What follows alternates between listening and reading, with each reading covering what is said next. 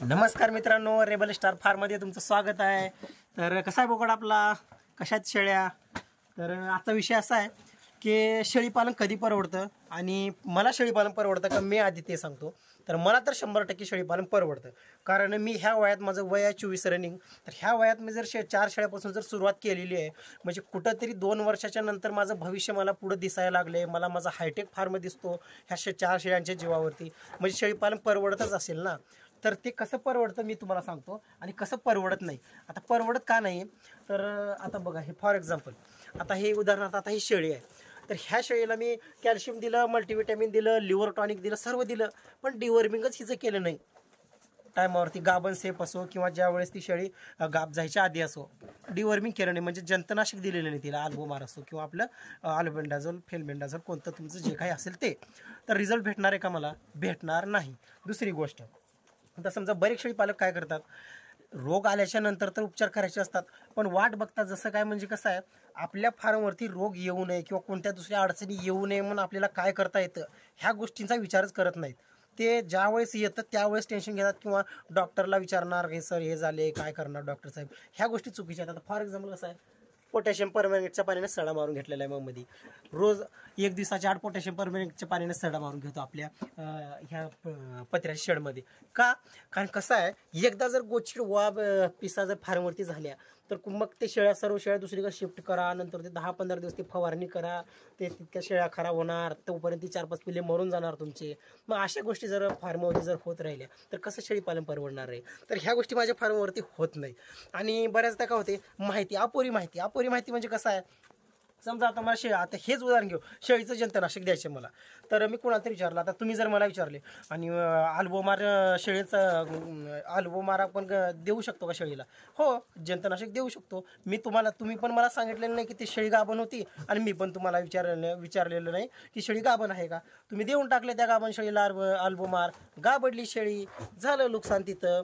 आता अजून एक सांगायचं म्हणजे, हायटेक फार्म व्यवस्थित बांधला, सर्व गोष्टी, चारा पिकं सुद्धा व्यवस्थित लावले तुम्ही, फोरजे बुलेट लावला, रेड नेपियर, आपलं मेथी घास, दसरथ घास, हातघा, तुती, आपलं तुरीचं गोळी, सर्व स्टोअर केलं, एकदम जबरदस्त रिबिन वगैरे कापली तुम्ही। हायटेक फार्म फळ्याचा वगैरे तुमचं पूर्ण कंपाऊंड अँगलमध्ये केलं, छान फार्मला नाव वगैरे दिलं, मस्त केलं। शेळ्या आणल्या बाहेरून 20, 25, 30 शेळ्या आणल्या, आणि सर्व चांगली चारा पिकं, पौष्टिक आहार, मान्य तुम्ही शेणखत टाकलं, सर्व गोष्टी केल्या, पण त्या शेळ्या फिरस्ती आणल्या आणि आणून फार्ममध्ये ठेवल्या आपल्या। त्या शेळ्याची मानसिकताच नसते बंदिस्त होण्याची, ती शेळी 4-4, 5-5 वेत होईपर्यंत बाहेर फिरत आलेली आहे ती शेळी, आणि ती शेळी जर तुम्ही जर बंदिस्त केले तर होणार आहेत का गोष्टी? जनावर खराब होणारच तुमचं।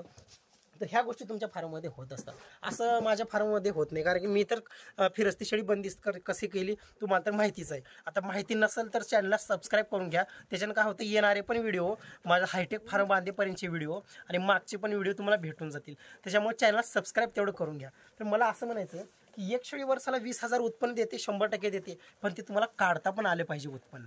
आणि कसं आहे, बऱ्याच जणांचं काय होते, कोणत्याही धंद्यामध्ये 2 वर्ष द्या। आता मी सुद्धा 2 वर्ष अजिबात विचारच करायचा नाही की मला माझं चलन चालत नाही म्हणून मी बोकड विकायचा किंवा शेळी विकायची किंवा माझी वंडाळ चालू आहे त्याच्यामुळे मी काहीतरी म्हणजे तंगीमुळं शेळ्या विकणं, बोकड विकणं हे बंद करा। 2 वर्ष झळस होता। आता समजा, आता मी जरी 3 बोकड आहेत, 3 बोकड विकून समजा मी एखादी चांगली ठोकर अशी जी जर शेळी आणणार आहे, समजा 3 बोकड विकले आणि ते पैसे मी दुसऱ्या कामासाठी किंवा माझ्या स्वतःच्या काही पिक्चर बघणं असो किंवा बऱ्याच गोष्टीसाठी जर घातले, तर माझं कुठं मदर स्टॉक वाढणार आहे शेळ्यांमध्ये, कुठं माझ्या शेळ्या वाढणार नाहीत ना।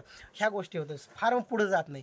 त्याच्यामुळे शेळीपालनातला पैसा शेळीपालनामध्ये 2 वर्ष तिथंच इन्व्हेस्ट करत चला, तेव्हा कुठंतरी 2 वर्षाच्या नंतर तुम्हाला ज्या वेळेस तुमच्या फार्ममध्ये 2 लॉट, आता 14-15 महिन्याचा आपण वर्ष गृहीत धरू शेळीपालनामध्ये, ज्या वेळेस एका लॉटमध्ये 10-20 बोकड तुमच्या फार्ममध्ये विक्रीसाठी येत नाहीत एकदाच, ज्यावेळेस विक्रीसाठी येत नाहीत, तो त्या पोझिशनला जोपर्यंत आपला फार्म जात नाही तोपर्यंत शेळीपालनामध्ये तुम्ही बोकड विकणं आणि दुसऱ्याच काही ते अधूनमधून म्हणजे फार्मसाठी पैसे न इन्व्हेस्ट करणं, ह्या गोष्टी करत जाऊ नका। आता बघा, माझे 4 शेळ्या आहेत, 4 शेळ्या गृहीत धरा तुम्ही, ह्या 4 शेळ्यांमधून मी 2-2.5 वर्षाच्या नंतर कसा हायटेक फार्म बांधतो, जे की उंचावरील फार्म, ते तुम्हाला 100% समजून जाईल की ह्या 4 शेळ्यांमधून उत्पन्न घेऊन मी कसा फार्म बांधतो.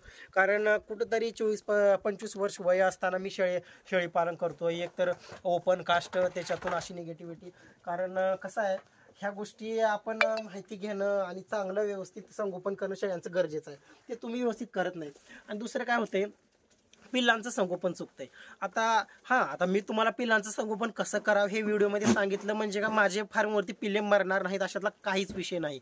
कारण माझ्या पण फार्मवरती मागं पिल्लू मेलेले. कसं, ज्यावेळेस डिलिव्हरी होती त्यावेळेस मी अवेलेबल नव्हतो आणि 2 पाठी दिल्या होत्या. एका पाठीला दुसऱ्या शिणं तुडवली, काय झालं माहिती नाही. आणि ते पिल्लू फरशी असल्यामुळं गारटलं ते, आणि त्याच्यामुळं ते नंतर उठता झालं नाही त्याला. 1-2-3 दिवस दूध पिलं व्यवस्थित, पण मग ट्रीटमेंट. आता इतकंसं पिल्लू आहे, त्याला काय ट्रीटमेंट करणार आहेत आपण, त्याच्यामुळं ते मेलं पिल्लू. असे मृत्यू निसर्गानं थोडीफार मृत्यू घातलेली आहे शेळीपालनामध्ये.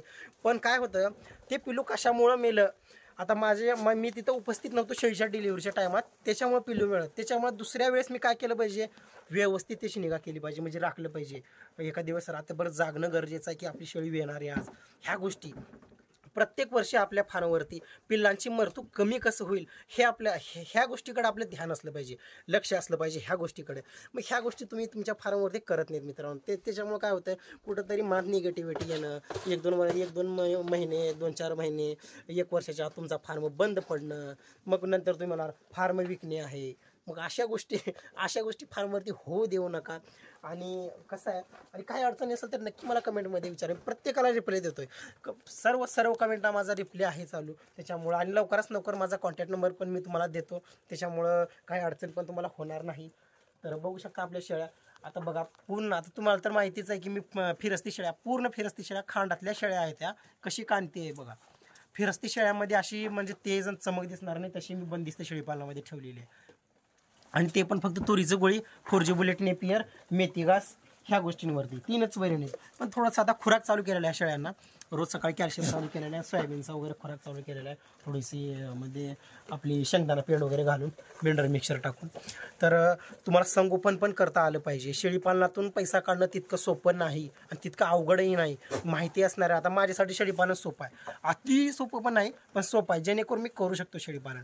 कारण कसं आहे, माहिती घेतली आहे बघा. माझं 3 वर्षाच्या अगोदर माझं ट्रेनिंग झालेलं आहे. नंतर मी बोकड पालन केलं, नंतर शेळीपालन, कुक्कुटपालन बघू शकता आपला खुरडा वगैरे आहे. त्याच्यामुळे अनुभव तर आहे मला. आणि कसं आहे, माहिती असणं वेगळं आणि स्वतः अनुभव घेणं वेगळं शेळीपालनामध्ये. त्याच्यामुळे ज्यावेळेस तुम्ही शेळीपालन करणार, सुरुवातीला आता तुम्हाला 1.5-2 वर्ष, 1 वर्ष पूर्ण एका वेताचं चक्र होईपर्यंत, शेळी गाभ जाईपासून पूर्ण पिल्ले विक्रीपर्यंत येईपर्यंत तुम्हाला तुमचा खर्च जाणार. खिशातून तुम्हाला 1-2 वर्ष पैसे घालावेच लागणार. मग 2 वर्षानंतर मान्य शेळी आहे, गरीबाची ATM आहे. ती ATM कधी चालू होते, जेव्हा तुमचं शेळीपालन 2 वर्ष तुम्ही चालवतात तेव्हा ती ATM कुठंतरी चालू होत असतं. कुठंतरी आलं एक बोकड लगेच विकलं न दुसरंच काहीतरी काम करून टाकलं, ह्या गोष्टी तुम्ही फार्मवरती करत जाऊ नका. तर हेच मला सांगायचं होतं आजच्या व्हिडिओमध्ये. तर मित्रांनो, चॅनलला सबस्क्राईब करून घ्या. व्हिडिओ आवडत असतील तर सबस्क्राईब करून घ्या, नसेल आवडत तर काय अडचण नाही. तर भेटू पुढच्या व्हिडिओमध्ये. तोपर्यंत जय हिंद, जय महाराष्ट्र.